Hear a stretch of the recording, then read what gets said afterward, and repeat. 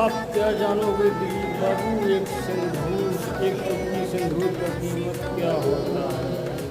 आए गाइस, आओ दिखाते हैं एक हिल पर कि जिंदगी में कितना सुकून रहता है, कितना मेहनत करता है। यही डिजाइन बन रही थी और इसमें हम काम कर रहे थे तो पूरा हो जाए और ना जाना कहीं। यहाँ दिन भर 12 घंटा ही ड्यूटी, इतना पैसे भी नहीं मिलता, भैया कहीं घूम लो, बस वही मिलता है, बस काम चल जाए। एक वही बंदे काम कर रहे हैं, उनको मिलने की बिल्डिंग बन रही है। चलो सभी लोग से निवेदन है कि आप चैनल के सब्सक्राइब करें और सपोर्ट करें भाई।